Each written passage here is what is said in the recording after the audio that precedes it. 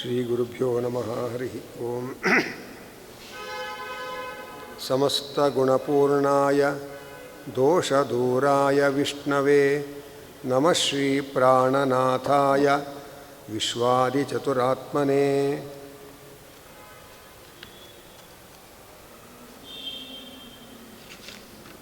ತಾರಾಭಿಧೇಯಸ್ತಾರಾಭ ಹಾರಾಲಂಕಾರಭಾಸುರಃ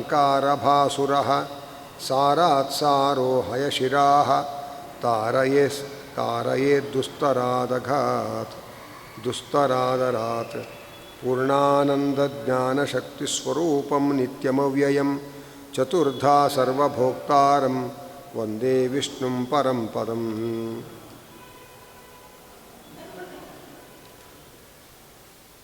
ಭಗವಂತ ಈ ಜಗತ್ತಿನ ಸೃಷ್ಟಿ ಸ್ಥಿತಿಗಳನ್ನು ಲಯಗಳನ್ನು ಮಾಡತಕ್ಕಂಥವನು ಅಂತ ಹೇಳ್ತಾ, ಪ್ರಭವಃ ಸರ್ವಭಾವಾನಾಂ ಸತಾಂ ಇತಿ ವಿನಿಶ್ಚಯ. ಆ ಭಗವಂತ ಸರ್ವಭಾವಾನಾಂ ಎಲ್ಲ ವಸ್ತುಗಳ ಪ್ರಭವಃ ಉತ್ಪಾದಕ ಎಂಬುದಾಗಿ ಸತಾಂ ವಿನಿಶ್ಚಯ. ಸಜ್ಜನರ ತೀರ್ಮಾನ, ಸಜ್ಜನರ ನಿರ್ಧಾರ ಏನು ಅಂದರೆ ಭಗವಂತ ಎಲ್ಲ ವಸ್ತುಗಳಿಗೂ ಉತ್ಪಾದಕ ಎಂಬುದಾಗಿ ಹೇಳ್ತಾ ಇದ್ದಾರೆ. ಸರ್ವಂ ಜನಯತಿ ಪ್ರಾಣಃ ಚೇತೋಂಶೂನ್ ಪುರುಷಃ ಪೃಥಕ್. ಆ ಭಗವಂತ, ಅವನಿಗೆ ಪ್ರಾಣ ಅಂತಲೂ ಭಗವಂತನಿಗೆ ಹೆಸರು. ಯಾಕೆಂದರೆ ಎಲ್ಲರನ್ನೂ ವಿಶೇಷವಾಗಿ ಪ್ರೇರಣೆ ಮಾಡುವವನು, ಎಲ್ಲರನ್ನೂ ವಿಶೇಷವಾಗಿ ಪ್ರೇರಣೆ ಮಾಡುವವನಾದ್ದರಿಂದ ಪ್ರಾಣ ಎಂಬ ಎನಿಸಿದಂತಹ ಭಗವಂತ ಸರ್ವಂ ಜನಯತಿ, ಎಲ್ಲವನ್ನೂ ಕೂಡ ಉತ್ಪಾದನೆ ಮಾಡ್ತಾ ಇದ್ದಾನೆ. ಚೇತೋಂಶೂನ್ ಅಂದರೆ ಜ್ಞಾನಸ್ವರೂಪರಾದ ಎಲ್ಲ ಜೀವರಾಶಿಗಳನ್ನು ಕೂಡ ಭಗವಂತ ಸೃಷ್ಟಿ ಮಾಡ್ತಾ ಇದ್ದಾನೆ ಹಾಗೆ ಅಂತ ಇದ್ದಾರೆ. ಇಲ್ಲಿ ಭಗವಂತ ಎಲ್ಲ ವಸ್ತುಗಳ ಸೃಷ್ಟಿಕರ್ತ ಅಂತ ಹೇಳಿದಾಗ ಹೇಗೆ ಸೃಷ್ಟಿಕರ್ತ ಅನ್ನುವಂತಹ ಒಂದು ವಿಚಾರವನ್ನು ಮಾಡ್ತಾ ಇದ್ದಾರೆ.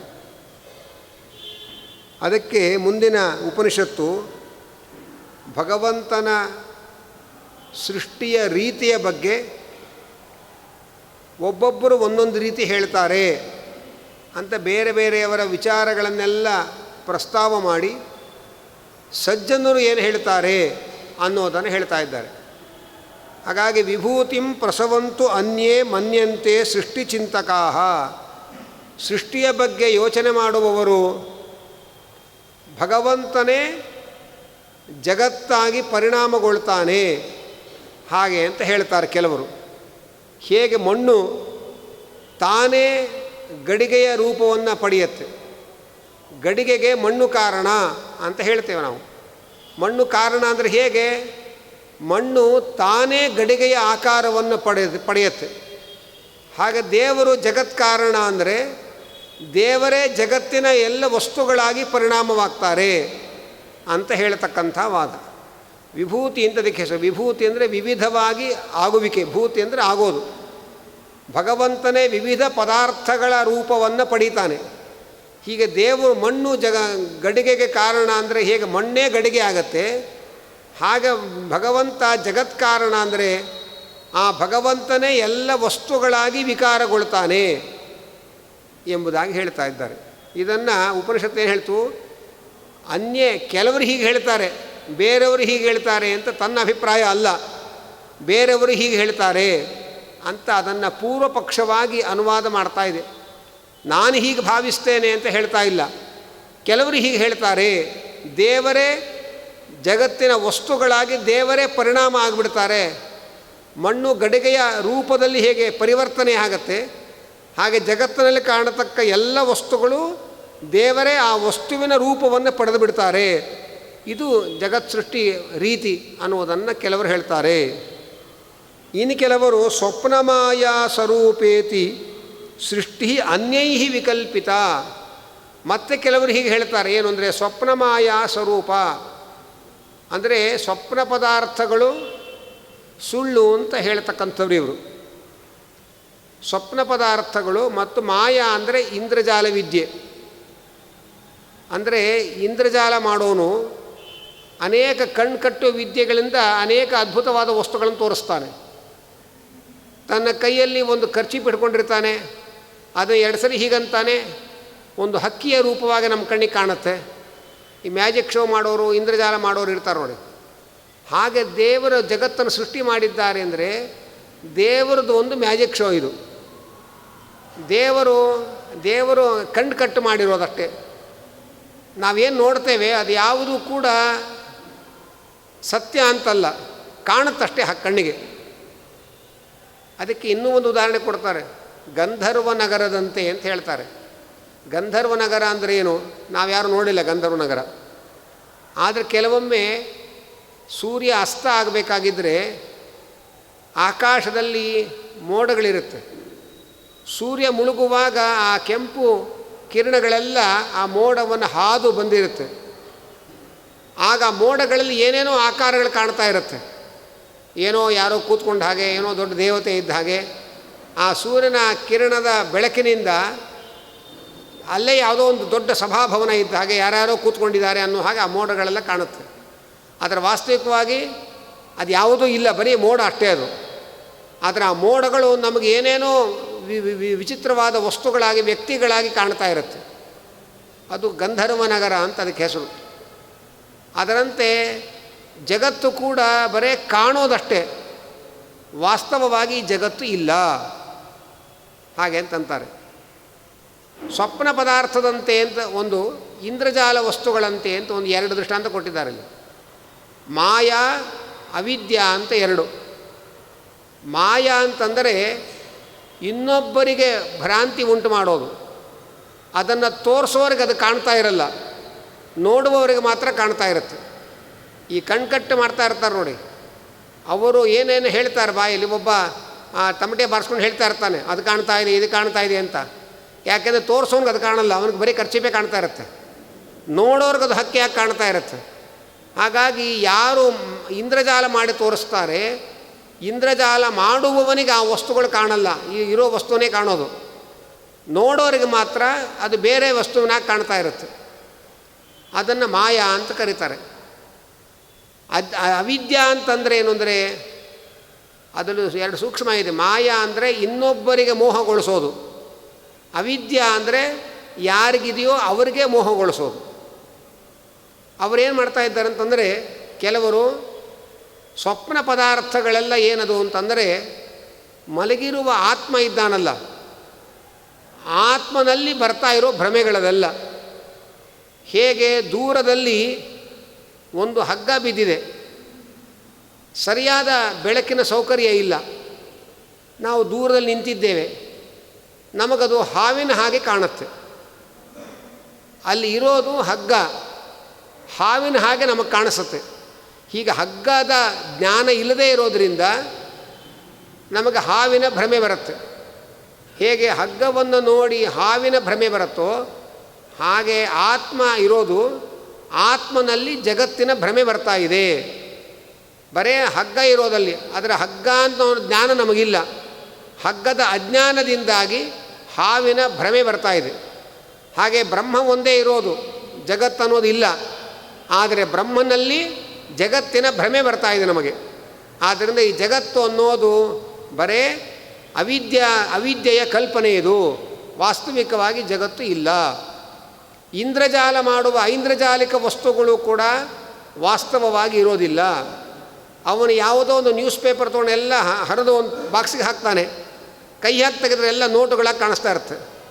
ಅಷ್ಟು ನೋಟುಗಳನ್ನು ಸೃಷ್ಟಿ ಮಾಡೋ ಶಕ್ತಿ ಇದ್ದ ಮೇಲೆ ಅವನು ಮ್ಯಾಜಿಕ್ ಶೋ ಮಾಡ್ಕೊಂಡು ಯಾಕೆ ಬದುಕಬೇಕು ಊರೆಲ್ಲ ತಿರುಕೊಂಡು? ಆ ನೋಟುಗಳಿಂದಲೇ ಏನು ಬೇಕೋ ತೊಗೊಳ್ತಾ ಇರ್ಬೋದಲ್ಲ ಅವನು. ಆದರೆ ಆ ನೋಟುಗಳು ಯಾವುದೂ ಸತ್ಯ ಅಲ್ಲ, ಅದು ಅದರಿಂದ ಏನೂ ಉಪಯೋಗ ಆಗಲ್ಲ.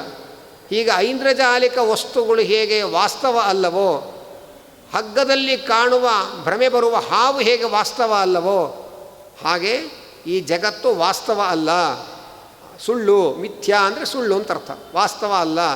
ಮತ್ತು ಕೇವಲ ಜಗತ್ತಿನ ಭ್ರಮೆ ನಮಗೆ ಬರ್ತಾ ಇದೆ ಅಷ್ಟೇ. ಅಥವಾ ಜಗತ್ತಿನ ಭಗವಂತ ಇಂದ್ರಜಾಲ ಮಾಡಿ ಜಗತ್ತಿನ ಭ್ರಮೆ ನಮಗೆ ಹುಟ್ಟಿಸ್ತಾ ಇದ್ದಾನೆ. ಹೀಗೆ ಐಂದ್ರಜಾಲಿಕ ವ್ಯಕ್ತಿ ಇಂದ್ರಜಾಲ ಮಾಡಿ ಜಗತ್ತಿನ ಕಣ್ಣಿಗೆ ಏನೇನೋ ತೋರಿಸ್ತಾನಲ್ಲ, ಹಾಗೆ ಭಗವಂತ ಜಗತ್ತನ್ನು ಸೃಷ್ಟಿ ಮಾಡ್ತಾನೆ ಅಂದರೆ ಭಗವಂತನ ಒಂದು ಇಂದ್ರಜಾಲದ ಸೃಷ್ಟಿ ಇದು, ಹೊರತು ಇದು ವಾಸ್ತವ ಅಲ್ಲ ಅಂತ ಕೆಲವರು ಹೇಳ್ತಾರೆ. ಕೆಲವರು ಹೇಳ್ತಾರೆ ಅನ್ನೋ ಸೇರಿಸಿ ಉಪನಿಷತ್ತು ಹೇಳುತ್ತೆ, ತನ್ನ ಅಭಿಪ್ರಾಯ ಅಲ್ಲ ಅಂತ. ಹಾಗೆ ಒಬ್ಬರು ದೇವರೇ ಜಗತ್ತಾಗಿ ಬಿಡ್ತಾನೆ. ದೇವರೇ ಜಗತ್ತಾದ್ರ ಗತಿ ಏನು ಹೇಳಿ?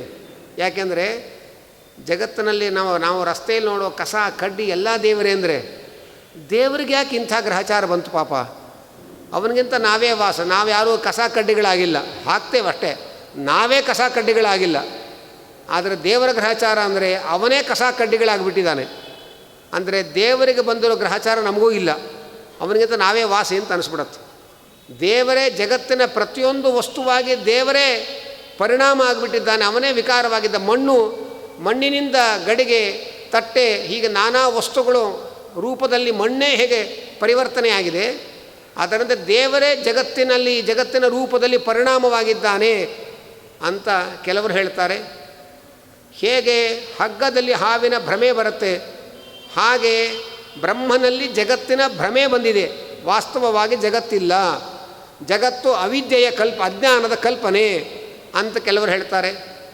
ಇಂದ್ರಜಾಲ ಮಾಡುವವನು ಕಣ್ಕಟ್ಟು ಮಾಡಿ ಏನೇನೋ ಅದ್ಭುತವಾದ ವಸ್ತುಗಳನ್ನು ಹೇಗೆ ತೋರಿಸ್ತಾನೆ, ಹಾಗೆ ಜಗತ್ತು ಅನ್ನೋದು ಭಗವಂತನ ಇಂದ್ರಜಾಲ ಅಷ್ಟೇ, ಅದು ಯಾವುದೂ ವಾಸ್ತವ ಅಲ್ಲ ಅಂತ ಹೀಗೆ ಹೇಳ್ತಾರೆ. ಸ್ವಪ್ನ ಮಾಯಾ ಸ್ವರೂಪೇತಿ ಸೃಷ್ಟಿ ಅನ್ಯೈ ವಿಕಲ್ಪಿತ. ಬೇರೆಯವರೆಲ್ಲ ಹೀಗೀಗೆ ತೀರ್ಮಾನ ಮಾಡಿದ್ದಾರೆ. ಹಾಗಾದ್ರೆ ನಿಜ ನಿಮ್ಮ ಅಭಿಪ್ರಾಯ ಏನು? ಶಾಸ್ತ್ರದ ತೀರ್ಮಾನ ಏನು? ಹಾಗಾದರೆ ಇಚ್ಛಾ ಮಾತ್ರಂ ಪ್ರಭೋ ಸೃಷ್ಟಿ ಇತಿ ಸೃಷ್ಟೌ ವಿನಿಶ್ಚಿತಾ. ಅದೆಲ್ಲ ವಿಕಲ್ಪಿತಾ ಅಂದರು. ನಾನಾ ವಿಕಲ್ಪಗಳಿಗೆ ಒಳಗಾದವರು, ಗೊಂದಲಗಳಿಗೆ ಒಳಗಾದವರು ಹೀಗೆಲ್ಲ ಹೇಳ್ತಾರೆ. ಆದರೆ ಇಚ್ಛಾ ಮಾತ್ರಂ ಪ್ರಭೋ ಸೃಷ್ಟಿ ಇತಿ ಸೃಷ್ಟೌ ವಿನಿಶ್ಚಿತಾ. ಸೃಷ್ಟಿಯ ಬಗ್ಗೆ ಸರಿಯಾದ ನಿಶ್ಚಯ ಜ್ಞಾನ ಇರತಕ್ಕಂತಹ ಜ್ಞಾನಿಗಳು ಭಗವಂತನ ಇಚ್ಛೆಯಿಂದ ಜಗತ್ ಸೃಷ್ಟಿಯಾಗಿದೆ ಅಂತ ಹೇಳ್ತಾರೆ. ಅಂದರೆ ಕುಂಬಾರನು ಜಗತ್ತಿಗೆ ಕಾರಣ, ಗಡಿಗೆಗೆ ಕಾರಣ, ಮಣ್ಣು ಗಡಿಗೆಗೆ ಕಾರಣ. ಮಣ್ಣು ತಾನೇ ಗಡಿಗೆಯ ಆಕಾರವನ್ನು ಪಡೆದು ಗಡಿಗೆಗೆ ಕಾರಣ ಆಗಿದೆ. ಕುಂಬಾರ ಮಣ್ಣಿನಿಂದ ಗಡಿಗೆಯ ಆಕಾರವನ್ನು ಮಾಡೋದರಿಂದ ಕುಂಬಾರ ಗಡಿಗೆಗೆ ಕಾರಣ. ಅಂದರೆ ಒಂದು ತಾನೇ ವಸ್ತುವಾಗಿ ಪರಿಣಾಮಗೊಳ್ಳೋದು, ಇನ್ನೊಂದನ್ನು ವಸ್ತುವಾಗಿ ಪರಿಣಾಮ ಆಗುವಂತೆ ಮಾಡುವವನು. ಮಣ್ಣು ಗಡಿಗೆಯ ಆಕಾರವನ್ನು ಪಡೆಯುತ್ತೆ, ಆದರೆ ಮಣ್ಣು ತಾನು ಗಡಿಗೆಯ ಆಕಾರವನ್ನು ಪಡೀಲಿಕ್ಕಾಗಲ್ಲ. ಕುಂಬಾರನಾದವನು ಚಕ್ರದ ಮೇಲೆ ಮಣ್ಣಿಟ್ಟು ಅದು ಗಡಿಗೆಯ ಆಕಾರ ಬರುವಂತೆ ಮಾಡ್ತಾನೆ. ಹಾಗಾದರೆ ಕುಂಬಾರ ಜಗತ್ತನ್ನು ಸೃಷ್ಟಿ ಮಾಡೋನಿಗೆ ಏನಿರಬೇಕು ಅಂದರೆ, ಒಂದು ಕೆಲಸ ಮಾಡೋನಿಗೆ 3 ಇರಬೇಕು. ಅದನ್ನು ಕಾಮನ್ ಸೆನ್ಸು ನಮಗೆ ಅರ್ಥ ಆಗುತ್ತೆ. ಶಾಸ್ತ್ರ ಏನೋ ಹೇಳ್ತಾ ಇದ್ದಂಗೆ ಗಾಬರಿ ಆಗಬೇಕಾಗಿಲ್ಲ. ಕಾಮನ್ ಸೆನ್ಸಿಗೆ ಅರ್ಥ ಆಗೋ ಕೆಲವು ಸಂಗತಿಗಳು ಅಂತಿದೆ. ಏನು ಮಾಡಬೇಕು? ಗಡಿಗೆ ನಿರ್ಮಾಣ ಮಾಡಬೇಕಾಗಿದ್ದರೆ ಮಣ್ಣಿನ ಪರಿಜ್ಞಾನ ಇರಬೇಕು ಅವನಿಗೆ. ಮೊಟ್ಟ ಮೊದಲು ಯಾವ ಮಣ್ಣುಗಳು ಯಾವ್ಯಾವ ರೀತಿ ಇರುತ್ತೆ, ಯಾವ ಮಣ್ಣಿನಿಂದ ಗಡಿಗೆ ಮಾಡಬಹುದು, ಯಾವ ಮಣ್ಣಿನಿಂದ ಗಡಿಗೆ ಮಾಡೋಕ್ಕಾಗಲ್ಲ, ಮಣ್ಣು ಎಷ್ಟು ಹದವಾಗಿ ತುಳಿಬೇಕು, ಈಗ ಮಣ್ಣಿನ ಪರಿಜ್ಞಾನ ಇರಬೇಕು. ಮಣ್ಣಿನಿಂದ ಗಡಿಗೆ ಮಾಡೋದು ಹೇಗೆ ಅನ್ನುವ ತಿಳುವಳಿಕೆ ಇರಬೇಕು ಅವನಿಗೆ. ಮತ್ತು ಇಚ್ಛೆ ಇರಬೇಕು, ಗಡಿಗೆ ಮಾಡಬೇಕು ಅಂತ ಅವನಿಗೆ ಇಚ್ಛೆ ಇರಬೇಕು. ಅಷ್ಟೇ ಇದ್ರೂ ಸಾಲದು. ಆಮೇಲೆ ಅವನು ಪ್ರಯತ್ನ ಮಾಡಬೇಕು. ಮಣ್ಣನ್ನು ಕಲಸಿ ಮಾಡಿ ಗಡಿಗೆ ಆಕಾರ ಹೊಂದೋ ಹಾಗೆ ಅದನ್ನು ಒಂದು ಪ್ರಯತ್ನ ಮಾಡಬೇಕು. ಹಾಗಾದರೆ ಜ್ಞಾನ ಇರಬೇಕು. ಮಣ್ಣಿನ ಬಗ್ಗೆ, ಮಣ್ಣಿನಿಂದ ಗಡಿಗೆಯನ್ನು ಹೇಗೆ ಮಾಡಬೇಕು ಅನ್ನೋದ್ರ ಬಗ್ಗೆ ತಿಳುವಳಿಕೆ ಇರಬೇಕು ಅವನಿಗೆ. ತಿಳುವಳಿಕೆ ಇದ್ದರೆ ಸಾಲದು. ಗಡಿಗೆ ಮಾಡಬೇಕು ಅಂತ ಅವನಿಗೆ ಇಚ್ಛೆ ಬರಬೇಕು. ಇಚ್ಛೆ ಬಂದರೆ ಸಾಲದು, ಅದನ್ನು ಮಾಡಬೇಕು ಅವನು, ಕೃತಿ ಆಗಬೇಕು, ಪ್ರಯತ್ನ ಮಾಡಬೇಕು ಅವನು. ಅಡುಗೆ ಹೇಗೆ ಮಾಡಬೇಕು ಎಲ್ಲ ಗೊತ್ತಿದೆ ನಮಗೆ, ಆದರೆ ಹೊಟ್ಟೆ ತುಂಬಲ್ಲ. ಅಡುಗೆ ಮಾಡಬೇಕು ಅಂತ ನಾವು ಮನಸ್ಸು ಮಾಡಬೇಕು, ಅಷ್ಟಕ್ಕೂ ಹೊಟ್ಟೆ ತುಂಬಲ್ಲ. ಆ ಒಲೆ ಕೆಂಡ ಮೇಲೆ ಅಕ್ಕಿ ತೊಳೆದೆಲ್ಲ ಇಟ್ಟು ಅಡುಗೆ ಆಗುತ್ತೆ. ಹಾಗೆ ತಿಳುವಳಿಕೆ ಇರಬೇಕು, ಇಚ್ಛೆ ಇರಬೇಕು, ಪ್ರಯತ್ನ ಇರಬೇಕು. ಮಣ್ಣಿಗೆ ತಿಳುವಳಿಕೆ ಇಲ್ಲ, ಮಣ್ಣು ಜಡ, ಅದಕ್ಕೆ ತಿಳುವಳಿಕೆ ಇಲ್ಲ, ಇಚ್ಛೆ ಇಲ್ಲ, ಅದರಲ್ಲಿ ಪ್ರಯತ್ನ ಅನ್ನೋದಿಲ್ಲ. ಅದೆಲ್ಲ ಯಾರಿಗಿರೋದು? ಕುಂಬಾರನಿಗಿರೋದು. ಕುಂಬಾರ ಅವನಿಗೆ ಮಣ್ಣಿನ ಪರಿಜ್ಞಾನ ಇದೆ, ಗಡಿಗೆ ಮಾಡೋದು ಹೇಗೆ ಅನ್ನುವ ಜ್ಞಾನ ಇದೆ ಅವನಿಗೆ ಗಡಿಗೆ ಮಾಡಬೇಕು ಮಣ್ಣಿನಿಂದ ಅಂತ ಇಚ್ಛೆ ಇದೆ. ಮಣ್ಣನ್ನು ಕಲಸಿ ಎಲ್ಲ ಮಾಡಿ ತುಳಿದು ಎಲ್ಲ ಹದ ಮಾಡಿ ಚಕ್ರದ ಮೇಲಿಟ್ಟು ಅದರಿಂದ ಗಡಿಗೆ ನಿರ್ಮಾಣ ಮಾಡ್ತಾನೆ. ದೇವರು ಜಗತ್ಕಾರಣ ಅಂದರೆ ಕುಂಬಾರ ಹೇಗೆ ಮಣ್ಣಿನಿಂದ ಗಡಿಗೆ ಮಾಡ್ತಾನೆ ಹಾಗೆ, ಹೊರತು ಮಣ್ಣು ಹೇಗೆ ಗಡಿಗೆ ಆಗತ್ತೋ ಹಾಗಲ್ಲ ಅನ್ನುವುದು ಶಾಸ್ತ್ರದ ನಿರ್ಧಾರ ಅನ್ನುವುದನ್ನು ಉಪನಿಷತ್ತು ಹೇಳ್ತಾ ಇದೆ. ಮಣ್ಣಿನ ಸ್ಥಾನದಲ್ಲಿ ಜಡ ಪ್ರಕೃತಿ, ಕುಂಬಾರನ ಸ್ಥಾನದಲ್ಲಿ ಭಗವಂತ. ಪ್ರಕೃತಿಯಿಂದ ಜಗತ್ತನ್ನು ಹೇಗೆ ನಿರ್ಮಾಣ ಮಾಡಬೇಕು ಅನ್ನೋ ಪರಿಜ್ಞಾನ ಭಗವಂತನಿಗಿದೆ, ಅವನು ಸರ್ವಜ್ಞ. ಜಗತ್ತನ್ನು ಸೃಷ್ಟಿ ಮಾಡಬೇಕು ಅಂತ ಅವನು ಇಚ್ಛೆ ಪಡ್ತಾನೆ. ಅನಂತರ ಪ್ರಕೃತಿಯಿಂದ ಮಹತ್ತತ್ವ, ಅಹಂಕಾರ ತತ್ವ ಇದನ್ನೆಲ್ಲ ಸೃಷ್ಟಿ ಮಾಡ್ತಾನವನು. ಆದ್ದರಿಂದ ಜ್ಞಾನ ಇದ್ದು, ಇಚ್ಛೆ ಇದ್ದು, ಪ್ರಯತ್ನ ಯಾರಿದೆ ಅವರನ್ನು ಕರ್ತೃಗಳು ಅಂತ ಕರೀತಾರೆ. ಆದ್ದರಿಂದ ಭಗವಂತನಿಗೆ ಜಗತ್ತನ್ನು ಹೇಗೆ ಸೃಷ್ಟಿ ಮಾಡಬೇಕು ಅನ್ನೋ ಜ್ಞಾನ ಇದೆ, ಸೃಷ್ಟಿ ಮಾಡಬೇಕು ಅಂತ ಅವನಿಗೆ ಇಚ್ಛೆ ಇದೆ, ಸೃಷ್ಟಿ ಮಾಡ್ತಾನವನು. ಹೀಗೆ ಇಚ್ಛಾ, ಜ್ಞಾನ, ಇಚ್ಛಾ, ಪ್ರಯತ್ನ, ಇದು ಮೂರೂ ಯಾರಿಗಿದೆ ಅವನನ್ನು ಕರ್ತೃ ಅಂತ ಕರೀತಾರೆ. ಜಗತ್ತಿನ ಬಗ್ಗೆ ಪರಿಜ್ಞಾನ ಭಗವಂತನಿಗಿದೆ, ಜಗತ್ತನ್ನು ಹೇಗೆ ಮಾಡಬೇಕು ಅಂತ ಗೊತ್ತಿದೆ ಅವನಿಗೆ, ಮಾಡಬೇಕು ಅನ್ನೋ ಇಚ್ಛೆ ಇದೆ, ಮತ್ತು ಮಾಡ್ತಾನೆ. ಅದರಿಂದ ಅದನ್ನೆಲ್ಲ ಬಳಸ್ಕೊಂಡು ಜಗತ್ತನ್ನು ಸೃಷ್ಟಿ ಮಾಡ್ತಾನೆ. ಆದ್ದರಿಂದ ಕುಂಬಾರ ಹೇಗೆ ಮಣ್ಣಿನಿಂದ ಗಡಿಗೆ ಮಾಡೋ ಕ್ರಮವನ್ನು ತಿಳಿದುಕೊಂಡು ಗಡಿಗೆ ಮಾಡಬೇಕು ಅಂತ ಬಯಸಿ ಮಣ್ಣನ್ನು ಕಲಸಿ ಪ್ರಯತ್ನಪೂರ್ವಕವಾಗಿ ಗಡಿಗೆಯನ್ನು ಮಾಡ್ತಾನೋ, ಹಾಗೆ ಭಗವಂತ ತಾನು ಇಚ್ಛೆ ಪಡ್ತಾನೆ, ಇಚ್ಛಾಪೂರ್ವಕವಾಗಿ ಜಗತ್ತನ್ನು ಮಾಡ್ತಾ ಇದ್ದಾನೆ. ಆದ್ದರಿಂದ ಮಣ್ಣು ಹೇಗೆ ತಾನೇ ಗಡಿಗೆ ಆಗತ್ತೆ, ಹಾಗೆ ದೇವರೇ ಜಗತ್ತಾಗೋದಲ್ಲ. ಯಾಕೆ ದೇವರು ಅವನು ಚೇತನ. ಈ ಜಗತ್ತು ಅನೇಕ ಜಡ ವಸ್ತುಗಳೆಲ್ಲ ಇದೆ, ಚೇತನ ಹೋಗಿ ಜಡ ಆಗಕ್ಕೆ ಹೇಗೆ ಸಾಧ್ಯ?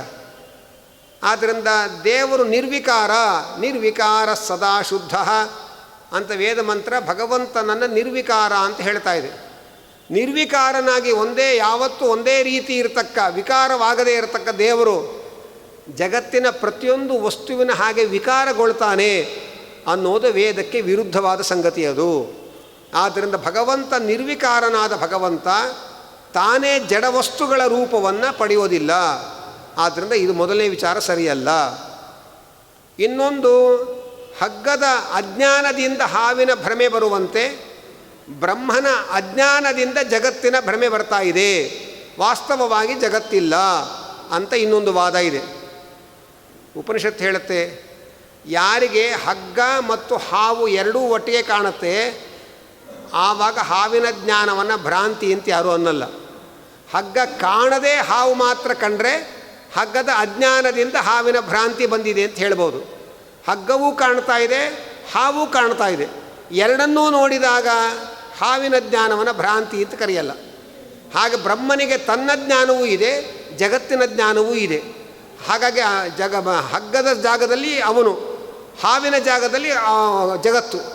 ಅವನಿಗೆ ಜಗತ್ತು ನೋಡ್ತಾ ಇದ್ದಾನೆ, ತನ್ನನ್ನು ತಾನು ತಿಳ್ಕೊಂಡಿದ್ದಾನೆ. ಹಗ್ಗದ ಜ್ಞಾನ, ಹಾವಿನ ಜ್ಞಾನ ಎರಡೂ ಯಾರಿಗಿದೆ ಎದುರಿಗೆ, ಅವರಿಗೆ ಅವರ ಹಾವಿನ ಜ್ಞಾನವನ್ನು ಭ್ರಾಂತಿ ಅಂತ ಯಾರೂ ಕರೆಯಲ್ಲ. ಅವನು ಸರ್ವಜ್ಞ, ಭಗವಂತ ಸರ್ವಜ್ಞನಾದ್ದರಿಂದ ತನ್ನ ಜ್ಞಾನವೂ ತನಗಿದೆ, ತನಗಿಂತ ಪ್ರತ್ಯೇಕವಾಗಿರುವ ಜಗತ್ತನ್ನು ತಾನು ನೋಡ್ತಾ ಇದ್ದಾನೆ ಅಂತ ನಿಮಗೆ ಹೇಗೆ ಗೊತ್ತು? ಅರ್ಜುನ ವಿಶ್ವರೂಪ ನೋಡ್ತಾ ಇದ್ದಾನೆ, ಕೃಷ್ಣನ ವಿಶ್ವರೂಪವನ್ನು. ಏನು ಹೇಳ್ತಾನೆ ಭಗವಂತ? ಭಗವಂತ ಹೇಗಿದ್ದಾನೆ ಅಂತ ವರ್ಣನೆ ಮಾಡ್ತಾನೆ ಅರ್ಜುನ. ನಿನ್ನೊಳಗೆ ಜಗತ್ತು ಕಾಣ್ತಾ ಇದೆ ನನಗೆ ಅಂತ ಹೇಳ್ತಾ ಇದ್ದಾನೆ. ಹಾಗಾದರೆ ಕೃಷ್ಣನನ್ನೂ ನೋಡ್ತಾ ಇದ್ದಾನೆ, ಜಗತ್ತನ್ನು ನೋಡ್ತಾ ಇದ್ದಾನೆ. ಅಂದರೆ ಹಗ್ಗವೂ ಕಾಣ್ತಾ ಇದೆ, ಹಾವು ಕಾಣ್ತಾ ಇದೆ. ಹಗ್ಗ ಹಾವು ಎರಡನ್ನೂ ನೋಡಿದ ಮೇಲೆ ಹಗ್ಗದ ಜ್ಞಾನವನ್ನು ಭ್ರಾಂತಿ ಅಂತ ಹೇಗೆ ಹೇಳಕ್ಕೆ ಸಾಧ್ಯ? ಹಗ್ಗ ಕಾಣದೇ ಇದ್ದವರಿಗೆ ಹಾವಿನ ಭ್ರಾಂತಿ ಬರಬಹುದೇ ಹೊರತು, ಇದು ಹಗ್ಗ ಅಂತ ಜ್ಞಾನ ಇದ್ದವರಿಗೆ ಹಾವಿನ ಭ್ರಾಂತಿ ಬರೋದಕ್ಕೆ ಸಾಧ್ಯ ಇಲ್ಲ.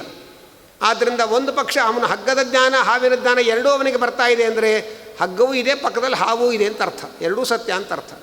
ಹಗ್ಗದ ಜ್ಞಾನ ಬಂದವನಿಗೆ ಹಾವಿನ ಭ್ರಮೆ ಹೇಗೆ ಬರಲ್ವೋ, ಬ್ರಹ್ಮನ ಜ್ಞಾನ ಇದ್ದವರಿಗೆ ಜಗತ್ತಿನ ಭ್ರಮೆ ಬರಬಾರದು. ಬ್ರಹ್ಮನ ಜ್ಞಾನ ಬ್ರಹ್ಮನಿಗಿದೆ, ಆದರೂ ಅವನಿಗೆ ಜಗತ್ತು ಕಾಣ್ತಾ ಇದೆ.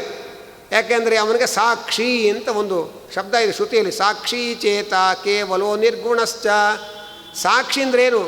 ಈ ಜಗತ್ತನ್ನು ಕಣ್ಣಾರೆ ಕಾಣುವವನು ಅಂತ ಅರ್ಥ. ಕಣ್ಣಾರೆ ಜಗತ್ತನ್ನು ನೋಡ್ತಾ ಇದ್ದಾನೆ, ಅವನ ಜ್ಞಾನವೂ ಇದೆ, ಜಗತ್ತಿನ ಜ್ಞಾನವೂ ಇದೆ. ಅಂದಮೇಲೆ ಈ ಜಗತ್ತು ಅಜ್ಞಾನದ ಕಲ್ಪನೆ ಅಲ್ಲ. ಮತ್ತಷ್ಟೇ ಅಲ್ಲ, ಇನ್ನೊಂದು ಮಾತು ಹೇಳ್ತಾರೆ, ಇಂದ್ರಜಾಲ ಮಾಡಿ ಹೇಗೆ ತೋರಿಸ್ತಾನೆ ಹಾಗೆ ಜಗತ್ತು ಭಗವಂತನ ಇಂದ್ರಜಾಲ ಅನ್ನುವ ವಾದವೂ ಸರಿಯಲ್ಲ. ಯಾಕೆಂದರೆ ಇಂದ್ರಜಾಲ ಮಾಡುವವನಿಗೆ ಜನರ ಕಣ್ಣಿಗೆ ಏನು ಕಾಣುತ್ತೆ ಅದು ಅವನ ಕಣ್ಣಿಗೆ ಕಾಣಲ್ಲ, ಅದು ಅಲ್ಲಿರತಕ್ಕಂಥ ಸೂಕ್ಷ್ಮ. ಆದರೆ ಭಗವಂತ ತಾನೂ ನೋಡ್ತಾ ಇದ್ದಾನೆ, ಜಗತ್ತನ್ನು ನೋಡ್ತಾ ಇದ್ದಾನಾದ್ದರಿಂದ ಅವನು ಜಗತ್ತನ್ನು ಕಾಣ್ತಾ ಇರಬೇಕಾದ್ರೆ ಅದು ಇಂದ್ರಜಾಲ ಅಂತ ಹೇಳಕ್ಕೆ ಬರಲ್ಲ. ಇಂದ್ರಜಾಲದ ವಸ್ತುಗಳು ಇಂದ್ರಜಾಲ ತೋರಿಸೋನಿಗೆ ಕಾಣಲ್ಲ, ನೋಡೋರಿಗೆ ಮಾತ್ರ ಕಾಣ್ತಾ ಇರುತ್ತೆ. ಆದರೆ ಜಗತ್ತನ್ನು ಭಗವಂತನೇ ಕಣ್ಣಾರೆ ನೋಡ್ತಾ ಇದ್ದಾನಾದ್ದರಿಂದ ಅವನ ಇಂದ್ರಜಾಲ ಎಲ್ಲ ಇದು.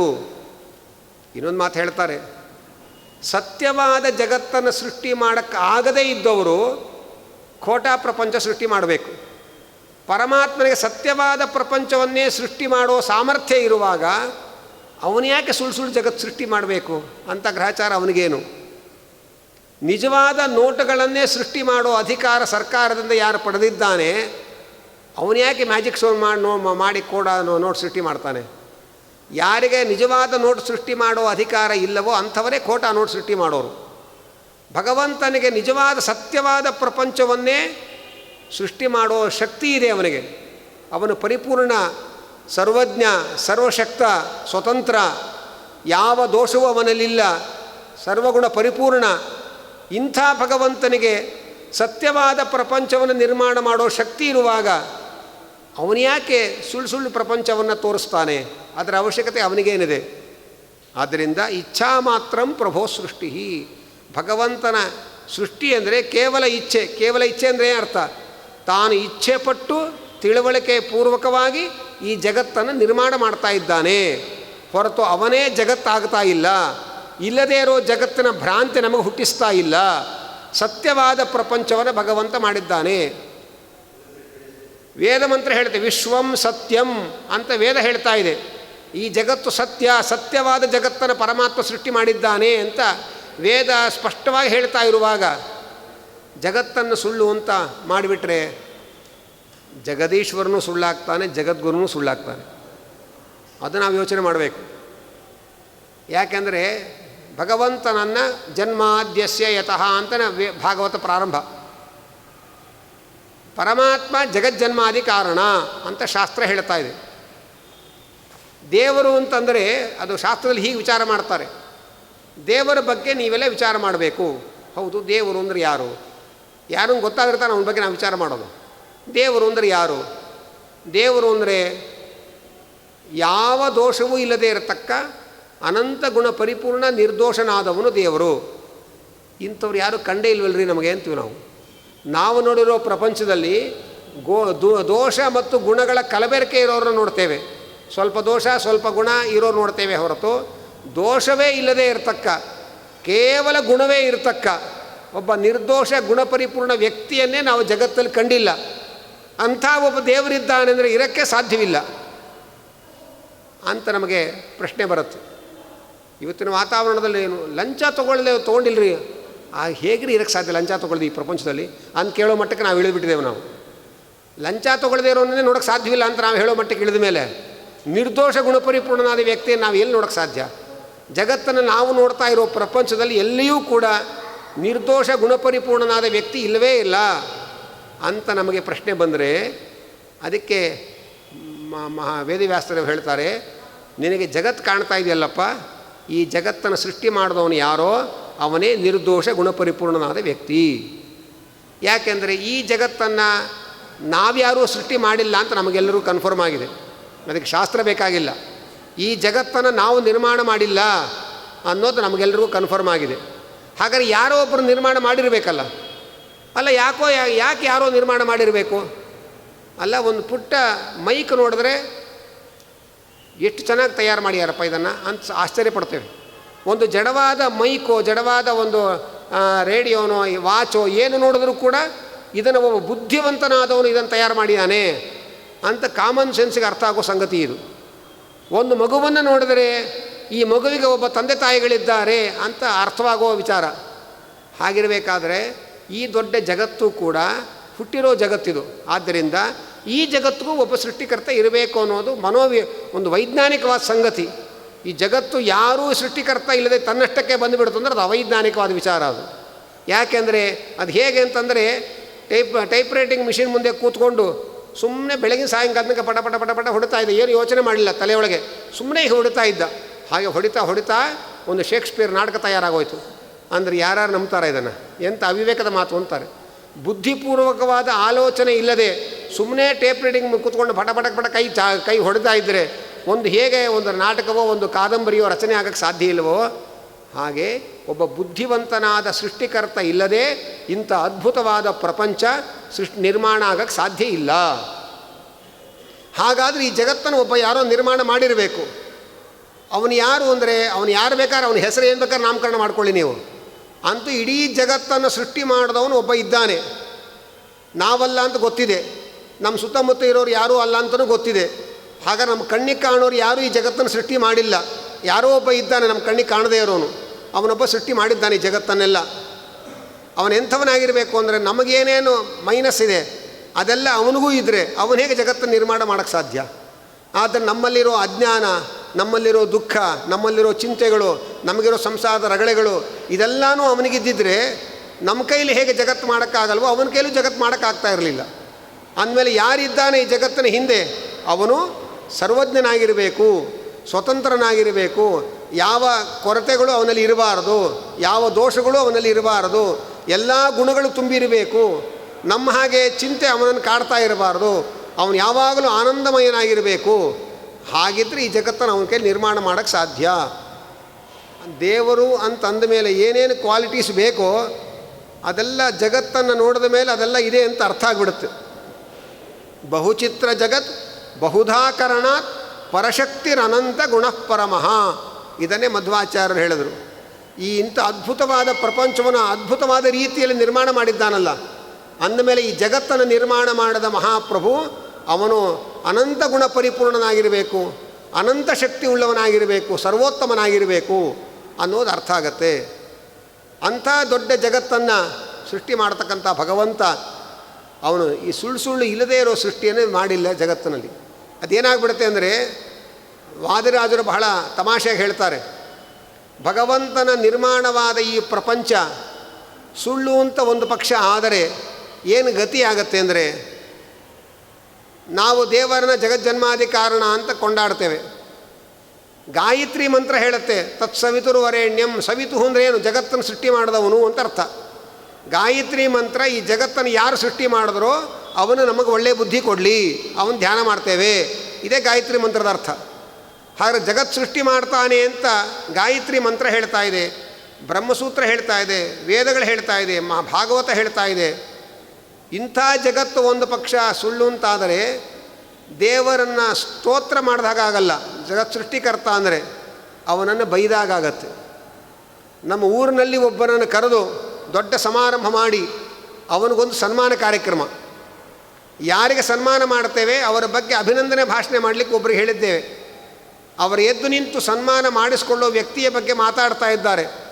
ಇವರೇನು ಸಾಮಾನ್ಯ ಅಂತ ತಿಳ್ಕೊಬೇಡ್ರಿ, ನಮ್ಮ ಇದೇ ಊರಿನಲ್ಲಿ 30 ವರ್ಷದಿಂದಲೂ ಖೋಟಾ ನೋಟ್ ಪ್ರಿಂಟ್ ಮಾಡ್ತಾ ಇರೋ ಮಹಾನ್ ಭಾವರಿವರು ಅಂಥವನ್ನ ಅಭಿನಂದನೆ ಭಾಷಣ ಮಾಡಿದ್ರೆ ಅದು ನನ್ನ ಅಭಿನಂದನೆ ಆಗುತ್ತೋ ಅಭಿನಿಂದನೆ ಆಗುತ್ತೋ ಯೋಚನೆ ಮಾಡಿರಿ. ಹಾಗೆ ಖೋಟಾ ನೋಟ್ ಸೃಷ್ಟಿ ಮಾಡ್ದ ಅಂತ ಹೇಳಿ ಒಂದು ವಸ್ತು ಅದು ಅಷ್ಟೇ, ಜಗತ್ತಿನಲ್ಲಿ ಒಂದು ವಸ್ತು ಅದು. ಜಗತ್ತಿನಲ್ಲಿ ಒಂದು ವಸ್ತು ಖೋಟಾ ಸೃಷ್ಟಿ ಮಾಡಿದ್ರೇ ಅವನು ಶಿಕ್ಷಾರ್ಹ ಅಪರಾಧಿ ಆಗ್ತಾನೆ. ಇಂಥ ದೊಡ್ಡ ಖೋಟಾ ಪ್ರಪಂಚ ಸೃಷ್ಟಿ ಮಾಡಿ ನಮ್ಮ ಮನೇಲಿ ಹಿಂಸೆ ಮಾಡ್ತಾನೆ ಅಂದರೆ ಆ ದೇವರ ಬಗ್ಗೆ ನಮಗೆ ಗೌರವ ಹುಟ್ಟತ್ತೋ ಸಿಕ್ಕರೆ ಹೊಡಿಬೇಕು ಅಂತ ಅನಿಸ್ಬಿಡುತ್ತೆ. ಯಾಕೆ ಇಂಥ ಜಗತ್ತು ಸೃಷ್ಟಿ ಮಾಡಿ ನಮಗೆಲ್ಲ ಇಷ್ಟು ಹಿಂಸೆ ಕೊಡ್ತಾ ಕೂತಿಯಾನವನು, ಇಂಥ ಖೋಟಾ ಸೃಷ್ಟಿ ಮಾಡಿದವನು ಅಂತ ಹೇಳಿದ್ರೆ ಜಗತ್ತು ದೇವರನ್ನು ಚೆನ್ನಾಗಿ ಬೈದ ಹಾಗಾಗತ್ತೆ ಹೊರತು ಅವನನ್ನು ಹೊಗಳದಾಗಲ್ಲ. ಆದ್ದರಿಂದ ಯಾವ ವಿಚಾರ ಭಗವಂತನ ನಿಂದನೆ ಮಾಡದಂತೆ ಆಗತ್ತೋ ಅದನ್ನು ಶಾಸ್ತ್ರ ಹೇಳಲ್ಲ. ಆದ್ದರಿಂದ ಭಗವಂತನ ನಿರ್ಮಾಣದ ಈ ಪ್ರಪಂಚ ಸುಳ್ಳಲ್ಲ, ಇದು ಅತ್ಯಂತ ಸತ್ಯವಾದ ಪ್ರಪಂಚ ಇದು. ಹಾಗೆ ಅಂತ ಉಪನಿಷತ್ತು ಹೇಳ್ತಾ ಇದೆ. ಅದನ್ನೇ ಹೇಳ್ತಾ ಇದೆ, ಇಚ್ಛಾ ಮಾತ್ರಂ ಪ್ರಭೋ ಸೃಷ್ಟಿ ಇತಿ ಸೃಷ್ಟೌ ವಿನಿಶ್ಚಿತಾ. ತಿಳ್ಕೊಂಡಿದ್ದಾರೆ, ಯಾರಿಗೆ ನಿಶ್ಚಯ ಇದೆ ಅಂತಹ ಸೃಷ್ಟಿಯ ಬಗ್ಗೆ ಸರಿಯಾದ ನಿಶ್ಚಯ ಇರತಕ್ಕ ಜ್ಞಾನಿಗಳು ಹೇಳ್ತಾ ಇದ್ದಾರೆ, ಭಗವಂತ ಇಚ್ಛೆಪಟ್ಟು ತಾನು ಈ ಜಗತ್ತನ್ನು ನಿರ್ಮಾಣ ಮಾಡಿದ್ದಾನೆ. ಇಚ್ಛಾ ಮಾತ್ರಂ ಅಂತ ಯಾಕಂದ್ರು ಅಂದರೆ ಅಷ್ಟು ಅನಾಯಾಸವಾಗಿ ಮಾಡ್ತಾನೆ. ನಾವು ಇಚ್ಛೆ ಪಟ್ಟರೆ ಆಗತ್ತೆ ಅಂತ ಗ್ಯಾರಂಟಿ ಇಲ್ಲ. ಮೃಷ್ಟಾನ್ನ ತಿನ್ನಬೇಕು ಅಂತ ಮನೆಗೆ ಹೋಗಿರ್ತೇವೆ, ಮನೆ ಒಳಗೆ ಮನೆಯವರು ಒಳಗೆ ಇರಲ್ಲ, ಮನೆಯಲ್ಲೇ ಇರಲ್ಲ, ಎಲ್ಲೋ ಹೊರಟೋಗಿರ್ತಾರೆ, ನೀರು ಕುಡಿದು ಮಲ್ಕೋ ಕಾರ್ಯಕ್ರಮ ನಮ್ಮದು. ಹಾಗಾಗಿ ನಮ್ಮ ಇಚ್ಛೆ ನಡೆಯುತ್ತೆ ಅಂತಿಲ್ಲ, ಭಗವಂತ ಇಚ್ಛೆ ಪಟ್ಟರೆ ಅದು ಹಾಗೇ ಆಗತ್ತೆ, ಸತ್ಯ ಸಂಕಲ್ಪ ಅವನು. ಆದ್ದರಿಂದ ಅವನು ಜಗತ್ತನ್ನು ನಿರ್ಮಾಣ ಮಾಡಬೇಕು ಅಂತ ಯೋಚನೆ ಮಾಡಿ ತೀರ್ಮಾನ ಮಾಡಿ ಪ್ರಯತ್ನ ಮಾಡಿ ಈ ಜಗತ್ತನ್ನು ನಿರ್ಮಾಣ ಮಾಡಿದ್ದಾನೆ. ಆದ್ದರಿಂದ ಈ ಜಗತ್ತು ಅವಾಸ್ತವ ಅಲ್ಲ, ಅತ್ಯಂತ ಯಥಾರ್ಥವಾದ ವಸ್ತು ಜಗತ್ತು. ಒಂದು ಪಕ್ಷ ಯೋಚನೆ ಮಾಡಿರಿ, ಜಗತ್ತೇ ಸುಳ್ಳು ಅಂತಲೇ ತೀರ್ಮಾನ ಆದರೆ ಜಗದ್ಗುರುಗಳು ಅಂದರೆ ಮರ್ಯಾದೆ ಹೊರಟೋಗುತ್ತೆ. ಯಾಕಂದರೆ ಜಗತ್ತೇ ಇಲ್ಲದೆ ಇರ್ಬೇಕಾದ್ರೆ ಜಗದ್ಗುರು ಇರೋಕ್ಕೆ ಹೇಗೆ ಸಾಧ್ಯ? ಸುಳ್ಳು ಜಗತ್ತಿಗೆ ಗುರುಗಳು ಅಂತ ನಾವು ಹೇಳಿದ್ರೆ ಅವ್ರಿಗೆ ಅಗೌರವ ಕೊಟ್ಟಾಗತ್ತೆ. ಆದರೆ ಜಗದ್ಗುರು ಅಂತ ಹೇಳಿದಾಗ ಮರ್ಯಾದೆ ಬೇಕು ಅಂತಿದ್ರೆ ಜಗತ್ ಸತ್ಯ ಅಂತ ಒಪ್ಕೋಬೇಕು. ದೇವರು ಸರ್ವಜ್ಞ ಆಗಬೇಕಾದ್ರೆ ಸರ್ವ ಪದಾರ್ಥಗಳಿರಬೇಕು. ಸರ್ವ ಪದಾರ್ಥಗಳೇ ಇಲ್ಲದೆ ಹೋದರೆ ಸರ್ವಜ್ಞ ಅಂದರೆ ಏನು ಅರ್ಥ ಆಗತ್ತೆ? ದೇವರು ಎಲ್ಲ ಪದಾರ್ಥಗಳ ಬಗ್ಗೆ ಭ್ರಾಂತಿ ಇರೋನು. ಯಾಕೆ ಯಾವುದು ಜಗತ್ತಿಲ್ಲವೇ ಇಲ್ಲ, ಯಾವ ವಸ್ತುಗಳು ಇಲ್ಲ, ಎಲ್ಲ ಜಗತ್ತೆಲ್ಲ ಬರೇ ಸುಳ್ಳು ಅಂತಾದರೆ ದೇವರನ್ನು ಸರ್ವಜ್ಞ ಅಂತ ಕೊಂಡಾದರೆ ಏನು ಅರ್ಥ ಆಗತ್ತೆ? ದೇವರಿಗೆ ಜಗತ್ತಿನ ಬಗ್ಗೆ ಬಹಳವಾದ ಭ್ರಾಂತಿ ಇದೆ. ನಮಗಾದರೆ ವಾಸಿ, ನಮಗೆ ಜಗತ್ತು ನಾವು ಸರ್ವಜ್ಞರಲ್ಲ ಆದರೆ ನಮಗೆ ಕೆಲವೇ ಭ್ರಾಂತಿ ನಮಗಿರೋದು. ನಮ್ಮ ದೇವರು ಸರ್ವಜ್ಞರು ಅಂದರೆ ಮಹಾಭ್ರಾಂತ ಅವನು. ಯಾಕೆಂದರೆ ನಮಗಿರೋ ಜ್ಞಾನ ಕಡಿಮೆ, ಜಗತ್ತು ಸುಳ್ಳಾದ ಜಗತ್ತಿನ ಜ್ಞಾನ ಎಲ್ಲ ಭ್ರಾಂತಿ ಅಂತಾಯಿತು. ನಾವು ಸರ್ವಜ್ಞರಲ್ಲ ಅಂದರೆ ದೇವರಿಗಿಂತ ನಾವು ವಾಸಿ, ಯಾಕೆ ನಮಗಿರೋ ಭ್ರಾಂತಿಗಳು ಕಡಿಮೆ, ನಾವು ಸರ್ವಜ್ಞರಲ್ಲ. ದೇವರು ಸರ್ವಜ್ಞರು ಅಂದರೆ ದೇವರಿಗೆ ಎಲ್ಲ ವಸ್ತುಗಳಲ್ಲೂ ಭ್ರಾಂತಿ ಇದೆ. ಯಾಕೆ ಯಾವುದೇ ವಸ್ತು ಇಲ್ಲವೇ ಇಲ್ವಲ್ಲ. ದೇವರು ಅಂದರೆ ಮಹಾಭ್ರಾಂತ ಅನ್ನೋ ಸ್ಥಿತಿ ಬರುತ್ತೆ. ದೇವರ ನಿಂದನೆ ಒಳಗೆ ಮುಕ್ತಾಯ ಆಗತ್ತೆ ಈ ವಾದ. ಆದರೆ ದೇವರ ಮಹಿಮೆಯ ಜ್ಞಾನ ಬರಲ್ಲ. ದೇವರ ಮಹಿಮೆಯ ಜ್ಞಾನ ಬರದೇನೆ ದೇವರಲ್ಲಿ ನಿಂದನೆಯ ಜ್ಞಾನ ಬರುತ್ತೆ. ಆದ್ದರಿಂದ ದೇವರು ಸೃಷ್ಟಿ ಮಾಡಿರುವ ಪ್ರಪಂಚ ಸುಳ್ಳು ಅಂತ ಹೇಳಬಾರದು. ಇಲ್ಲಿ ಒಂದು ಶಬ್ದ ಪ್ರಯೋಗ ಮಾಡಿದ್ದಾರೆ, ಇಚ್ಛಾ ಮಾತ್ರಂ ಪ್ರಭೋ ಸೃಷ್ಟಿ ಅಂತ. ಶ್ರೀ ರಾಘವೇಂದ್ರ ಸ್ವಾಮಿಗಳು ಅದನ್ನು ಬಹಳ ಸುಂದರವಾಗಿ ವಿಚಾರ ಮಾಡ್ತಾರೆ. ಪ್ರಭು ಶಬ್ದ ಇದೆಯಲ್ಲ, ಪ್ರಭು ಅನ್ನೋ ಒಂದು ಶಬ್ದದಿಂದಲೇ ಭಗವಂತನ ಸೃಷ್ಟಿ ಮಾಡಿರುವ ಜಗತ್ತು ಸತ್ಯ, ಅದು ಸ್ವಪ್ನದಂತೆ ಅಲ್ಲ, ಅದು ಇಂದ್ರಜಾಲ ಅಲ್ಲ ಅನ್ನೋ ಎಲ್ಲ ವಿಚಾರಗಳನ್ನು ಪ್ರಭು ಅನ್ನೋ ಒಂದು ಶಬ್ದ ಹೇಳುತ್ತೆ ಅಂತ ತೋರಿಸ್ತಾರೆ. ಹೇಗೆಂತಂದರೆ ಪ್ರಭು ಅಂದರೆ ಏನೇನು ಅರ್ಥ ಇದೆ ಜಗತ್ತಿನಲ್ಲಿ ಅಂತ ನಾವು ಶಾಸ್ತ್ರದಲ್ಲಿ ಯೋಚನೆ ಮಾಡಬೇಕು. ಪ್ರಭು ಅಂತಂದರೆ ಯಾವತ್ತೂ ಒಂದೇ ರೀತಿ ಇರೋನು ಅಂತ ಅರ್ಥ. ಮೊದಲನೇ ಅರ್ಥ ಅಂದರೆ ನಿರ್ವಿಕಾರ. ಪ್ರಭು ಅಂದರೆ ಪ್ರಕರ್ಷೇಣ ಭವತಿ, ವಿಶೇಷವಾಗಿದ್ದ ನಾವೂ ಇದ್ದೇವೆ, ಅವನೂ ಇದ್ದಾನೆ. ಅವನು ಯಾವಾಗಲೂ ಒಂದೇ ರೀತಿ ಇದ್ದಾನೆ, ನಾವು ಸುಮ್ಮನೆ ಒಂದೊಂದು ರೀತಿ ಇರ್ತೇವೆ ಅಷ್ಟೇ. ಆದ್ದರಿಂದ ಯಾವತ್ತೂ ಒಂದೇ ರೀತಿ ಇರೋನು, ವಿಕಾರವಾಗದೇ ಇರೋನು ಅನ್ನೋದು ಪ್ರಭು ಶಬ್ದದ ಅರ್ಥ. ಆದ್ದರಿಂದ ಭಗವಂತ ಜಗತ್ತಾಗಿ ವಿಕಾರವಾಗಲ್ಲ ಅನ್ನುವಂಥ ಮೊದಲನೇ ವಾದದ ನಿರಾಕರಣೆ ಪ್ರಭು ಶಬ್ದದಿಂದ ಆಗ್ತಾಯಿದೆ. ಇನ್ನು ಪ್ರಭು ಅಂತಂದರೆ ಪ್ರಭವತಿ ಅಂದರೆ ಸಮರ್ಥನಾಗಿದ್ದಾನೆ ಅಂತ ಅರ್ಥ. ರಾಮನು ರಾವಣನನ್ನು ಕೊಲ್ಲಲಿಕ್ಕೆ ಸಮರ್ಥನಾಗಿದ್ದಾನೆ. ರಾಮ ರಾವಣಾಯ ಪ್ರಭವತಿ ಅಂದರ್ಥ, ರಾಮನು ರಾವಣನನ್ನು ಕೊಲ್ಲಲಿಕ್ಕೆ ಸಮರ್ಥನಾಗಿದ್ದಾನೆ ಅಂತ ಅರ್ಥ. ಅಂದರೆ ಸತ್ಯವಾದ ಪ್ರಪಂಚವನ್ನೇ ನಿರ್ಮಾಣ ಮಾಡೋಕ್ಕೆ ಸಮರ್ಥನಾಗಿದ್ದಾನಾದ್ದರಿಂದ ಅವನು ಮಿಥ್ಯಾ ಪ್ರಪಂಚವನ್ನು ನಿರ್ಮಾಣ ಮಾಡಿಲ್ಲ. ಇನ್ನು ಪ್ರಭು ಅಂದರೆ ಪ್ರಕರ್ಷೇಣ ಸರ್ವಂ ಅನುಭವತಿ ಇತಿ ಪ್ರಭು, ಎಲ್ಲವನ್ನೂ ಚೆನ್ನಾಗಿ ತಿಳಿದವನು ಅಂತ ಅರ್ಥ. ಪ್ರಭು ಅಂದರೆ ಎಲ್ಲವನ್ನೂ ಚೆನ್ನಾಗಿ ತಿಳಿದವನು ಅಂದರೆ ಸರ್ವಜ್ಞ ಅಂತ ಅರ್ಥ. ಅವನು ಸರ್ವಜ್ಞನಾದ್ದರಿಂದ ಅವನೇ ಜಗತ್ತನ್ನು ಕಣ್ಣಾರೆ ನೋಡ್ತಾ ಇದ್ದಾನಾದ್ದರಿಂದ ಈ ಜಗತ್ತು ಸುಳ್ಳಲ್ಲ. ಯಾಕೆಂದರೆ ಇಂದ್ರಜಾಲ ಮಾಡ್ತಕ್ಕಂಥವನಿಗೆ ಅವನು ಸೃಷ್ಟಿ ಮಾಡುವ ಐಂದ್ರಜಾಲಿಕ ವಸ್ತುಗಳು ಕಣ್ಣಿಗೆ ಕಾಣಲ್ಲ. ಆದರೆ ಇಲ್ಲಿ ಭಗವಂತ ತಾನೇ ಜಗತ್ತನ್ನು ನೋಡ್ತಾ ಇದ್ದಾನೆ, ಆದ್ದರಿಂದ ಜಗತ್ತು ಇಂದ್ರಜಾಲ ಅಲ್ಲ. ಹೀಗೆ ಪ್ರಭು ಅನ್ನುವ ಒಂದೇ ಶಬ್ದ ಭಗವಂತನೇ ಜಗತ್ತಾಗಿ ವಿಕಾರವನ್ನು ಹೊಂದೋದಿಲ್ಲ, ಸುಳ್ಳು ಪ್ರಪಂಚವನ್ನು ಸೃಷ್ಟಿ ಮಾಡಿದವನಲ್ಲ ಮತ್ತು ಇಂದ್ರಜಾಲದ ಸೃಷ್ಟಿ ಅಲ್ಲ ಎಂಬುದಾಗಿ ಹೇಳ್ತಾ ಇದ್ದಾರೆ. ಅದನ್ನೇ ಭಾಗವತ ಮೊದಲನೇ ಶ್ಲೋಕದಲ್ಲಿ ನಿರಸ್ತ ಕುಹಕಂ ಸತ್ಯಂ ಪರಂ ಧೀಮಹಿ ಎಂದರು. ಭಗವಂತನನ್ನು ನಿರಸ್ತ ಕುಹಕಂ, ಕುಹಕ ಅಂದರೆ ಈ ಮಾಯೆ, ವಂಚನೆ, ಈ ಯಾವ ಕೆಟ್ಟ ದೃಷ್ಟಿಗಳು ಭಗವಂತನಿಗಿಲ್ಲ. ಆದ್ದರಿಂದ ಅವನ ಈ ಜಗತ್ ಸೃಷ್ಟಿಯ ಹಿನ್ನೆಲೆಯಲ್ಲಿ ಭಗವಂತನಲ್ಲಿ ಯಾವುದೇ ಕುಹಕತನಗಳಿಲ್ಲ. ಅಂದರೆ ಸುಳ್ಳು ಜಗತ್ತನ್ನು ತೋರಿಸುವಂತಹ ವಂಚನೆ ಮಾಡುವ ಬುದ್ಧಿ ಇಲ್ಲ ಅವನಿಗೆ. ಮತ್ತು ಜಗತ್ತನ್ನು ಸುಳ್ಳು ಪ್ರಪಂಚವನ್ನು ಸೃಷ್ಟಿ ಮಾಡುವಂತಹ ದುರ್ಗುಣ ಅವನಲ್ಲಿಲ್ಲ. ಹಾಗೆ ಅಂತ ಹೇಳ್ತಾ ಇದ್ದೆ. ಹೀಗೆ ಈ ಅದ್ಭುತವಾದ ಪ್ರಪಂಚವೇ ನಮಗೆ ದೇವರನ್ನು ನಮಗೆ ನೋಡೋಕ್ಕಾಗಲ್ಲ, ಆದರೆ ಈ ಜಗತ್ತಿನಲ್ಲಿ ದೇವರನ್ನು ಕಾಣಬಹುದು. ಯಾಕೆಂದರೆ ಇಂಥ ಅದ್ಭುತವಾದ ಪ್ರಪಂಚವನ್ನು ನಮ್ಮ ದೇಹವನ್ನೇ ತಗೊಂಡ್ರೆ ಸಣ್ಣ ಉದಾಹರಣೆ ಕೊಟ್ಟರೆ, ನಾವು ಕೆಲಸಕ್ಕೆ ಹೋಗಬೇಕಾದ್ರೆ ಡಬ್ಬಿ ಒಳಗೊಂದಿಷ್ಟು ಅನ್ನನೋ ತಿಂಡಿನೋ ಕಲ್ಸ್ಕೊಂಡು ಹೋಗಿರ್ತೇವೆ. ಅಕಸ್ಮಾತ್ ಡಬ್ಬಿ ಕೆಳಗೆ ಬಿದ್ದು ಉರುಳ್ಕೊಂಡು ಹೋದರೆ ಒಳಗಿಟ್ಕೊಂಡು ಪದಾರ್ಥಗಳೆಲ್ಲ ಅವ್ಯವಸ್ಥೆ ಆಗಿಬಿಡುತ್ತೆ. ಆದರೆ ತಿರುಪತಿಯ ಶ್ರೀನಿವಾಸನ ಸನ್ನಿಧಾನಕ್ಕೆ ಹೋಗಿ ಎಷ್ಟು ಜನ ಉರುಳು ಸೇವೆ ಮಾಡ್ತಾರೆ. ಯಾರಿಗಾದರೂ ಉರುಳು ಸೇವೆ ಮಾಡೋರಿಗೆ ಇತ್ತ ಕಡೆ ಇರೋ ನರ ಹತ್ತು ಕಡೆ ಹೊರಟೋಯ್ತು, ಹತ್ತು ಕಡೆ ಇರೋ ನರ ಇತ್ತ ಕಡೆ ಬಂದುಬಿಡ್ತು ಅಂತೇನಾದರೂ ಆಗಿದೆ ಜಗತ್ತಿನಲ್ಲಿ. ಒಂದು ಡಬ್ಬಿ ಒಳಗಿಟ್ಟಿರೋ ವಸ್ತುಗಳು ಡಬ್ಬಿ ಕೆಳಗೆ ಉಳ್ಕೊಂಡು ಹೊಡೋದ್ರೆ ಎಲ್ಲ ಹಿಂದೆ ಮುಂದೆ ಕಲಸ ಮೇಲೆ ಹೋಗರಾಗ್ಬಿಡುತ್ತೆ. ಆದರೆ ಇಂಥ ಅದ್ಭುತವಾದ ಜಗತ್ತನ್ನು ದೇವರು ನಮಗೆ ದೇಹವನ್ನು ಕೊಟ್ಟಿದ್ದಾನೆ. ಈ ದೇಹದಲ್ಲಿ ನಾವು ಎಷ್ಟು ಉರುಳು ಸೇವೆ ಮಾಡಿದ್ರೂ ಕೂಡ ಬಲಗಣ್ಣು ಹೋಗಿ ಎಡಗಡೆ ಹೊರಟೋಗೋದು, ಎಡಗಣ್ಣು ಹೋಗಿ ಬಲಗಡೆ ಹೊರಟೋಗೋಣ, ಅಥವಾ ಇತ್ತ ಕಡೆ ಮೂಳೆಗಳ ಹತ್ತು ಕಡೆ ಹೊರಟೋಗೋದು, ಇತ್ತ ಕಡೆ ನರಗಳು ಹತ್ತು ಕಡೆ ಹೊರಟೋಗೋದು, ಏನಾರಾಗತ್ತೇನು? ಏನಾಗಲ್ಲ. ಯಾಕೆಂದರೆ ಅವನ ಸೃಷ್ಟಿ ಅದು, ಅಂಥ ಅದ್ಭುತವಾದ ಸೃಷ್ಟಿ ಪರಮಾತ್ಮನ ಸೃಷ್ಟಿ. ಆ ನರಮಂಡಲಗಳು, ಅದ್ಭುತವಾದ ಇಂದ್ರಿಯಗಳು, ಕಣ್ಣಿನಲ್ಲಿ ಬರತಕ್ಕಂಥ ಜ್ಞಾನವೇ ಬೇರೆ, ಕಿವಿಯಲ್ಲಿ ಬರತಕ್ಕ ಜ್ಞಾನವೇ ಬೇರೆ, ಮೂಗಿಂದ ಬರತಕ್ಕ ಜ್ಞಾನಗಳೇ ಬೇರೆ, ಎಲ್ಲ ಒಂದೇ ಕಡೆ ಇದೆ. ಇವತ್ತೇನು ನಾವು ಟಿ ವಿ ಒಳಗೆ ಒಂದೇ ಟಿ ವಿ ಚಾನಲ್ ಚೇಂಜ್ ಮಾಡ್ತಾ ಇರ್ತೇವೆ ನೋಡಿ, ಒಂದೊಂದು ಚಾನಲಲ್ಲಿ ಒಂದೊಂದು ಪ್ರೋಗ್ರಾಮ್ ಬರ್ತಾ ಇರುತ್ತೆ. ಎಷ್ಟೋ ಪ್ರೋಗ್ರಾಮ್ ಈಗಲೂ ಬರ್ತಾ ಇದೆ, ಎಷ್ಟೋ ಜನ ಬರೋಕ್ಕಾಗಿಲ್ಲ ಪಾಪ. ಹೀಗೆ ಏನೇನೋ ಚಾನಲ್ಗಳೆಲ್ಲ ಇರುತ್ತೆ. ಹಾಗೆ ನಮ್ಮ ಭಗವಂತ ಒಂದೇ ಮುಖದಲ್ಲಿ ರೂಪ ನೋಡಬೇಕಾ, ಒಂದು ಚಾನಲ್ ತಿರುಗಿಸಿದ್ರೆ ರೂಪ ಕಾಣುತ್ತೆ, ಕಣ್ಣು ಬಿಟ್ಟರೆ ರೂಪ ಕಾಣುತ್ತೆ. ಕೇಳಿಸ್ಕೋಬೇಕಾ, ಕಿವಿ ಓಪನ್ ಮಾಡಿದ್ರೆ ಎಲ್ಲ ವಸ್ತುಗಳು ಎಲ್ಲ ಶಬ್ದಗಳು ಕೇಳಿಸ್ತಾ ಇರುತ್ತೆ. ಏನಾರು ತಿಂದು ರುಚಿ ನೋಡಬೇಕಾ, ನಾಲಿಗೆ ಚಾನಲ್ ಓಪನ್ ಮಾಡಿದ್ರೆ ರುಚಿ ನೋಡುತ್ತೆ. ಮಾತಾಡಬೇಕಾ, ಅಲ್ಲೇ ಅದೇ ಜಾಗದಲ್ಲಿ ಇನ್ನೊಂದು ಚಾನಲ್ ಓಪನ್ ಮಾಡಿದ್ರೆ ಮಾತಾಡುತ್ತೆ.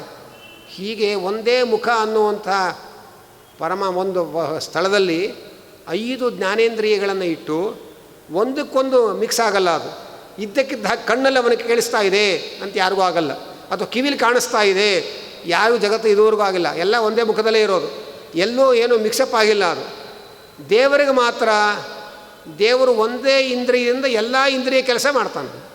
ಅದಕ್ಕೆ ಅವನು ದೇವರು ಅಂತ ಅನ್ನೋದು. ಅವನು ಕಿವಿಯಿಂದನೂ ನೋಡ್ತಾನೆ, ಕಣ್ಣಿಂದನೂ ನೋಡ್ತಾನೆ. ಉಪನಿಷತ್ತು ಹೇಳುತ್ತೆ, ಅಚಕ್ಷುಶ್ರೋತ್ರಂ ತದಪಾಣಿಪಾದಂ. ಅವನು ಕೈ ಇಲ್ಲ, ಆದರೆ ಗಟ್ಟಿಯಾಗಿ ಹಿಡ್ಕೋತಾನೆ. ಅವನಿಗೆ ಕಾಲಿಲ್ಲ, ಎಲ್ಲರಿಗಿಂತ ವೇಗವಾಗಿ ಓಡ್ತಾನೆ.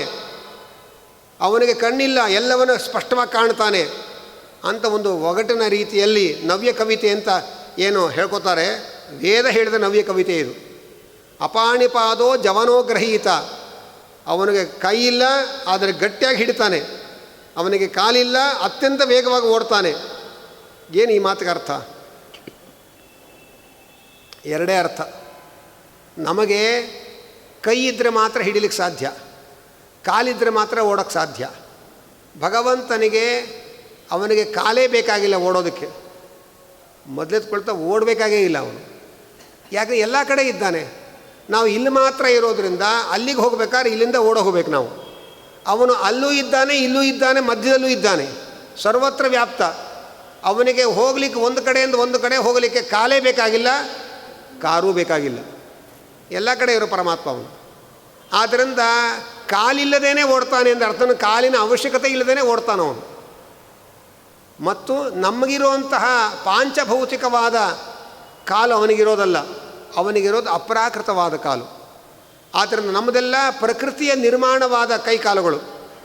ಅವನ ಕೈಕಾಲುಗಳು ಸ್ವರೂಪದಲ್ಲೇ ಸೇರಿಕೊಂಡ ಅಪ್ರಾಕೃತವಾದದ್ದು, ಪ್ರಕೃತಿಯ ನಿರ್ಮಾಣವೇ ಅಲ್ಲ, ಅನಾದಿ ನಿತ್ಯವಾದದ್ದು.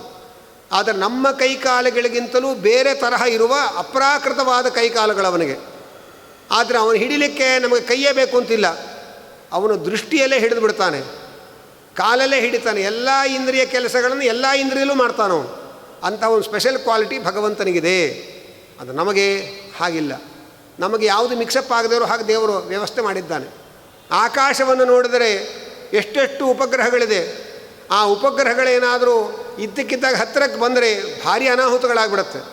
ಆದರೆ ಕೋಟಿ ಕೋಟಿ ಕೋಟಿಗಟ್ಟಲೆ ವರ್ಷಗಳಿಂದ ಇಷ್ಟಿಷ್ಟೇ ಅಂತರದಲ್ಲಿ ಆ ಉಪಗ್ರಹಗಳ ಆಚೆ ಈಚೆ ಹೋಗದೇ ಇರೋ ಹಾಗೆ ದೇವರು ವ್ಯವಸ್ಥೆ ಮಾಡಿದ್ದಾನಲ್ಲ.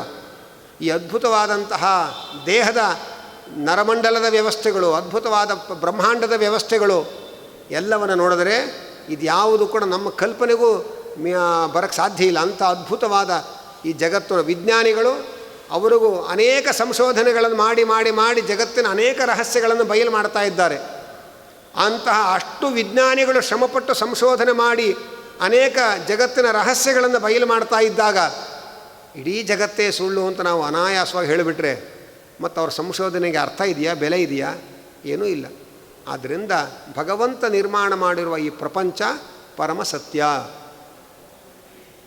ನಾವು ಮಧ್ವಾಚಾರ್ಯರು ಬರೋ ತನಕ ಮಧ್ವಾಚಾರ್ಯ ಏನು ಹೇಳಿದ್ರು ಅಂದರೆ, ವೇದವ್ಯಾಸದೇವರು ಏನು ಹೇಳಿದ್ದಾರೆ ಅಂತ ತಿಳಿಸಿದ್ರು ಅಷ್ಟೇ ನಮಗೆ. ಅದನ್ನು ತಿಳ್ಕೊಳ್ಬೇಕು ನಾವು. ನಮ್ಮ ತಲೆಯಲ್ಲಿ ಏನಿದೆ ಅಂದರೆ ಈ ಮಧ್ವಮತ ಅಂದರೆ ಮಧ್ವ ಫಾಲೋವರ್ಸ್ ಮಾತ್ರ ನಂಬೇಕಷ್ಟು, ನಾವೇನು ನಂಬೇಕಾಗಿಲ್ಲ ಅಂತ ನಮ್ಮ ತಲೆಯೊಳಗೆ ಒಂದು ಭ್ರಾಂತಿ ಕೂತ್ಕೊಂಡಿದೆ.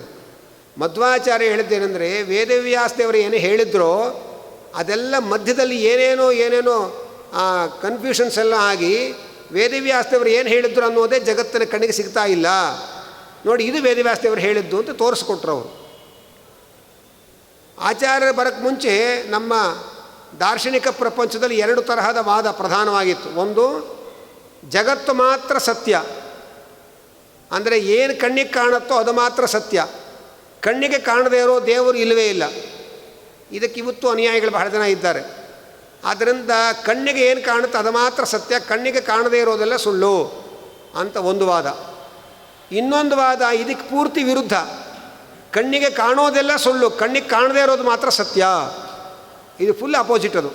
ಇದು ಕಣ್ಣಿಗೆ ಕಾಣಿಸುತ್ತೆ, ಆದ್ದರಿಂದ ಕಣ್ಣಿಗೆ ಕಾಣಿಸೋದೆಲ್ಲ ಸತ್ಯ, ಕಾಣಿಸದೇ ಇರೋ ದೇವರು ಮಾತ್ರ ಸುಳ್ಳು ಅಂತ ಒಂದು ವಾದ. ಆದರೆ ಕಣ್ಣಿಗೆ ಕಾಣಿಸೋ ಪ್ರಪಂಚ ಎಲ್ಲ ಸುಳ್ಳು, ಕಾಣದೇ ಇರೋ ದೇವರು ಮಾತ್ರ ಸತ್ಯ ಅಂತ ಇನ್ನೊಂದು ವಾದ.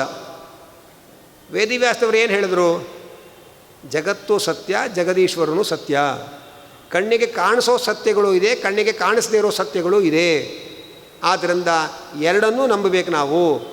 ಜಗತ್ತು ಸತ್ಯ ಆದ್ದರಿಂದ ದೇವರೇ ಇಲ್ಲ, ಜಗತ್ತು ಮಾತ್ರ ಸತ್ಯ ಅಂತಾದರೆ ನಾವು ಏನು ಬೇಕಾದ್ರೆ ಮಾಡ್ಬೋದು, ಹೇಳೋರಿಲ್ಲ ಕೇಳೋರಿಲ್ಲ.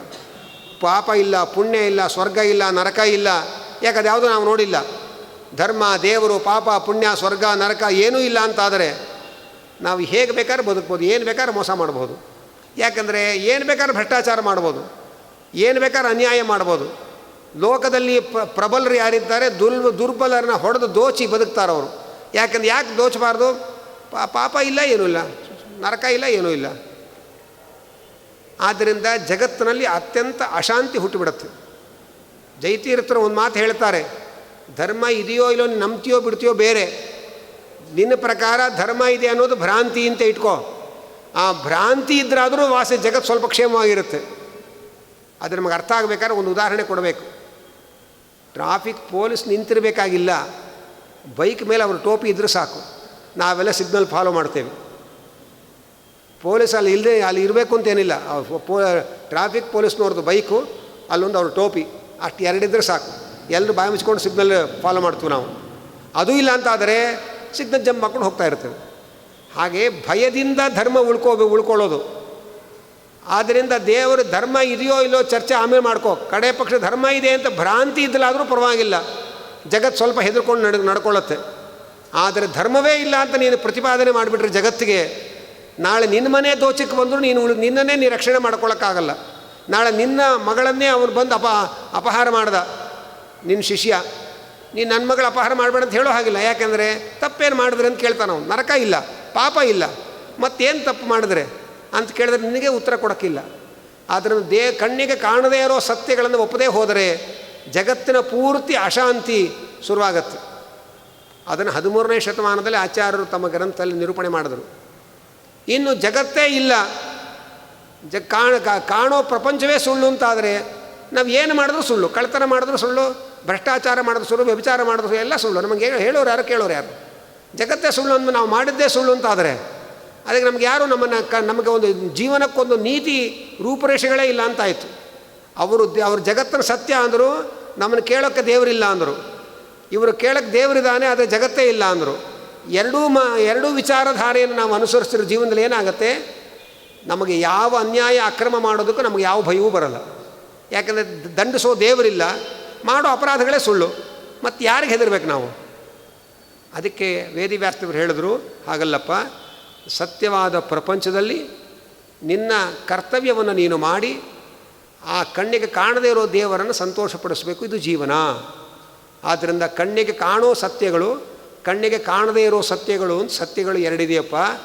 ಆದ್ದರಿಂದ ಕಣ್ಣಿಗೆ ಕಾಣೋ ಪ್ರಪಂಚದಲ್ಲಿ ನಿನ್ನ ಕರ್ತವ್ಯ ಅಂತಿದೆ. ನೀನು ನಿನ್ನ ಕರ್ತವ್ಯವನ್ನು, ಧರ್ಮಾಚರಣೆ, ನಿನ್ನ ಕರ್ತವ್ಯಗಳನ್ನು ಜಗತ್ತಿನಲ್ಲಿ ಮಾಡಬೇಕು. ಜಗತ್ತು ಸತ್ಯ, ನಿನ್ನ ಕರ್ತವ್ಯಾಚರಣೆಗಳು ಸತ್ಯ, ಅದಕ್ಕೆ ಬರತಕ್ಕ ಪುಣ್ಯಗಳು ಸತ್ಯ, ನೀನು ಮಾಡೋ ತಪ್ಪಿಗೆ ಬರೋ ಪಾಪಗಳು ಸತ್ಯ, ನರಕಗಳು ಸತ್ಯ. ಅದನ್ನು ಕೊಡುವಂಥ ಒಬ್ಬ ದೇವರಿದ್ದಾನೆ, ಅವನು ಸತ್ಯ. ಹೀಗೆ ದೇವರಿಗೆ ಗೌರವ ಕೊಟ್ಟು, ದೇವರಿಗೆ ಹೆದರಿಕೊಂಡು ನರಕಗಳಿಗೆ ಹೆದರಿ ನ್ಯಾಯವಾದ ಮಾರ್ಗದಲ್ಲಿ ನೀನು ಬದುಕೋ. ನಿನಗೆ ನ್ಯಾಯವಾಗಿ ಬದುಕಬೇಕಾಗಿದ್ದರೆ ಆ ದೇವರು ಧರ್ಮ ಈ ಪ್ರಜ್ಞೆ ಇರಬೇಕು ಅನ್ನುವುದನ್ನು ವೇದವ್ಯಾಸದವ್ರು ಹೇಳಿದರು. ಇದನ್ನು ವೇದವ್ಯಾಸದವ್ರು ಹೇಳಿದ್ರು ಅಂತ ಮಧ್ವಾಚಾರ್ಯ ತಿಳಿಸಿದರು. ಅಷ್ಟೇ ಮಾಡಿದ ಕೆಲಸ ಅವರು. ಆದ್ದರಿಂದ ಅವರು ಹೇಳಿದ್ದನ್ನು ನಾವ್ಯಾಕೆ ಅನುಸರಿಸಬೇಕು ಅನ್ನುವಂತಹ ಆಗ್ರಹಗಳನ್ನೆಲ್ಲ ಬಿಟ್ಟು ಫ್ರೀ ಮೈಂಡಿಂದ ನಾವು ಕೂತ್ಕೊಂಡ್ರೆ ಸತ್ಯ ಏನು ಅಂತ ಅರ್ಥ ಆಗತ್ತೆ. ನಮಗೆ ಶಾಸ್ತ್ರ ಯಾಕೆ ಅಪಾರ್ಥ ಆಗತ್ತೆ ಅಂದರೆ, ನಾನು ಅನೇಕ ಬಾರಿ ಉದಾಹರಣೆ ಕೊಡ್ತಾ ಇರ್ತೇನೆ. 400 ರೂಪಾಯಿ ಕೊಡಬೇಕು ಅಂತ ಒಬ್ಬರು ಬರೆದ್ರು ಬೋರ್ಡ್ ಮೇಲೆ. ಒಬ್ಬ ಬಂದ 100 ರೂಪಾಯಿ ಕೊಡಬೇಕು ಅಂತ ಓದ್ಕೊಂಡ.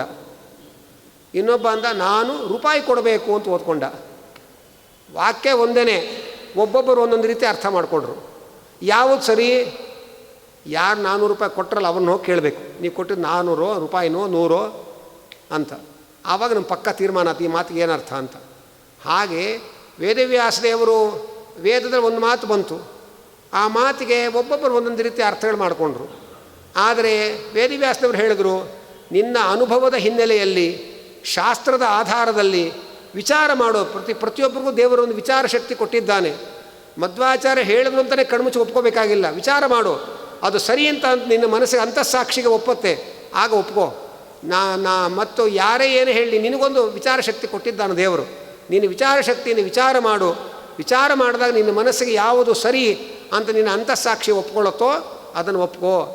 ಕೃಷ್ಣ ಭಗವದ್ಗೀತೆ 18 ಅಧ್ಯಾಯ ಉಪದೇಶ ಮಾಡಿಯೂ ಕೂಡ ಕೊನೆಯಲ್ಲೇನು ಹೇಳ್ದ? ಯಥೇಚ್ಛಸಿ ತಥಾ ಕುರು. ಈ ಪ್ರಜಾಪ್ರಭುತ್ವ ಇದೆಯಲ್ಲ, ಇದು ನಮ್ಮ ಭಾರತದಲ್ಲಿ ಮಾತ್ರ ಇರೋದು, ಬೇರೆ ಯಾವ ಮತದಲ್ಲೂ ಇಲ್ಲ. ನೀವು ಒಪ್ಕೊಳ್ಳೋದವ್ರು ನಿಮಗೆ ಜೈಲು ಹಾಕಿಬಿಡ್ತಾರೆ ಅವರು ಹೇಳಿದ್ದನ್ನು ಒಪ್ಕೊಳ್ಳದೆ ಹೋದರೆ. ಆದರೆ ನಮ್ಮ ಭಾರತದಲ್ಲಿ ದೇವರು ಇಲ್ಲ ಅನ್ನೋರಿಗೂ ಅವಕಾಶ ಕೊಟ್ಟಿದ್ದಾರೆ, ದೇವರು ನಾನೇ ಅನ್ನೋರಿಗೂ ಅವಕಾಶ ಕೊಟ್ಟಿದ್ದಾರೆ, ದೇವರು ನೀನೇ ಅನ್ನೋರಿಗೂ ಅವಕಾಶ ಕೊಟ್ಟಿದ್ದಾರೆ. ನಿಮ್ಗೆ ಯಾವುದು ನಿಮ್ಮ ಮನಸ್ಸಿಗೆ ಒಪ್ಪಿಗೆ ಆಗತ್ತೆ ಅದನ್ನು ಅನುಸರಿಸ್ಕೊಂಡು ಹೋಗ್ರಿ ಅಂತ ಅನ್ನೋ ಸ್ವಾತಂತ್ರ್ಯವೂ ಕೊಟ್ಟಿದ್ದಾರೆ. ಎಲ್ಲರೂ ಒಂದನ್ನೇ ಅನುಸರಿಸೋಕ್ಕೆ ಸಾಧ್ಯವಿಲ್ಲ ಅನ್ನೋ ಸತ್ಯವನ್ನು ಹೇಳಿದ್ದಾರೆ. ಮಧ್ವಾಚಾರ್ಯ ಏನು ಹೇಳಿದ್ರು? ಎಲ್ಲ ಒಂದೇ ಸತ್ಯಕ್ಕೆ ಜೋತು ಬೀಳ್ತಾರೆ ಅಂತ ಇಲ್ಲ. ಯಾಕೆಂದರೆ ಒಬ್ಬೊಬ್ಬ ವ್ಯಕ್ತಿಗಳ ಸ್ವಭಾವಗಳು ಬೇರೆ ಬೇರೆ, ಒಬ್ಬೊಬ್ಬ ವ್ಯಕ್ತಿಗಳ ವ್ಯಕ್ತಿತ್ವಗಳು ಬೇರೆ ಬೇರೆ. ಒಂದು ಕಡೆಯಲ್ಲಿ ಭಾಗವತ ಪ್ರವಚನ ಆಗ್ತಾ ಇರುತ್ತೆ, ಮತ್ತೊಂದು ಕಡೆಯಲ್ಲಿ ಒಂದು ಸಿನಿಮಾ ಟ್ಯಾಕಿದ ಸಿನಿಮಾ ಬರ್ತಾ ಇರುತ್ತೆ. ಅಲ್ಲಿಗೆ ಯಾರು ಭಾಗವತ ಪ್ರವಚನ ಆಗಿ ಸರ್ವಶ್ರೇಷ್ಠ ಮೋಕ್ಷ ಗ್ರಂಥ ಅಂಥೇಳಿ ಎಲ್ಲರೂ ಭಾಗವತ ಬಂದು ಕೂತ್ಕೊಳ್ಳಲ್ಲ. ಹಾಗೆ ಅಂತೇಳಿ ಎಲ್ಲರೂ ಇಲ್ಲಿಗೆ ಬರೋರೆಲ್ಲ ಸಿನಿಮಾಗೂ ಹೋಗಿ ಕೂತ್ಕೊಳ್ಳಲ್ಲ. ಸಿನಿಮಾಗೆ ಹೋಗೋರದೇ ಒಂದು ಕ್ಯಾಟಗರಿ ಇರುತ್ತೆ, ಭಾಗವತಕ್ಕೆ ಬರೋರದೇ ಒಂದು ಕ್ಯಾಟಗರಿ ಇರುತ್ತೆ. ಅದು ಅವರ ಸ್ವರೂಪದಲ್ಲೇ ಇರೋ ತೀರ್ಮಾನ.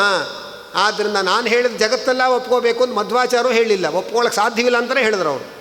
ನಾವು ಹೇಳಿದ್ದನ್ನು ಇಡೀ ಜಗತ್ತು ಒಪ್ಕೊಳ್ಳುತ್ತೆ ಅನ್ನೋ ಭ್ರಾಂತಿ ನಮಗೇನಿಲ್ಲಪ್ಪ, ಎಲ್ಲರೂ ಒಪ್ಕೊಳ್ಳಲ್ಲ, ಅವರವರ ವ್ಯಕ್ತಿತ್ವಗಳು ಹೇಗೋ ಹಾಗಾಗಿ ಒಪ್ಕೊಂಡು ಹೋಗ್ತಾರೆ ಅವರು ಅನ್ನೋ ಸತ್ಯವನ್ನು ನಮ್ಮ ವೇದಾಂತ ಗ್ರಂಥಗಳು ಹೇಳಿತು. ಆದ್ದರಿಂದ ಇಲ್ಲಿ ಭಾಗವತ ಪ್ರವಚನ ಆದರೂ ಎಲ್ಲರೂ ಇಲ್ಲಿ ಭಾಗವತ ಕೇಳಕ್ಕೆ ಬರ್ತಾರೆ ಅಂತ ಗ್ಯಾರಂಟಿ ಇಲ್ಲ. ಅಲ್ಲಿ ಸಿನಿಮಾ ಆಗ್ತಾಯಿದೆ ಅಂತ ಎಲ್ಲರೂ ಸಿನಿಮಾಗೆ ಹೋಗೋಕ್ಕೂ ಸಾಧ್ಯ ಇಲ್ಲ.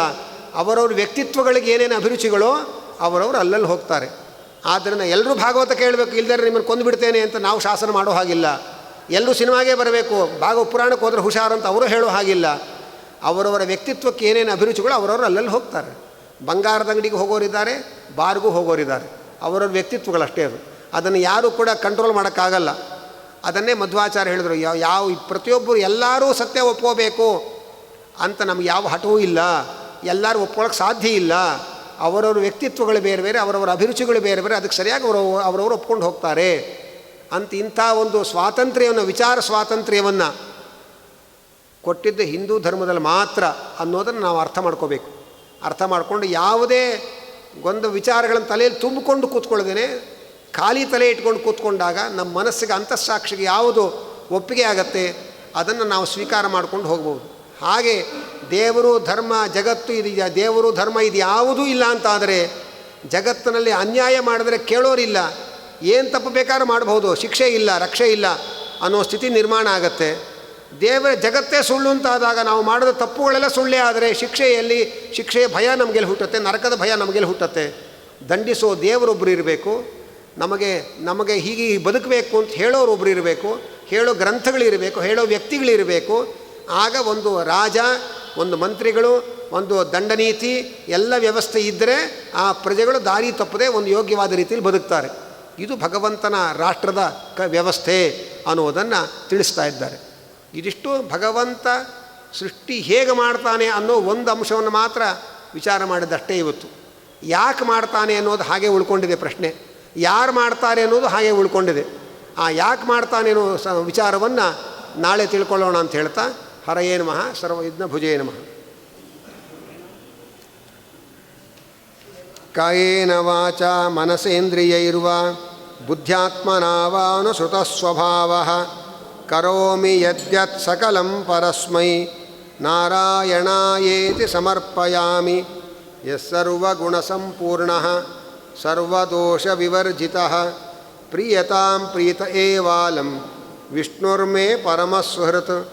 ಪ್ರೀಣಯಾಮೋ ವಾಸುದೇವಂ ದೇವತಾಮಂಡಲ ಅಖಂಡಮಂಡನಂ ಪ್ರೀಣಯಾಮೋ ವಾಸುದೇವಂ.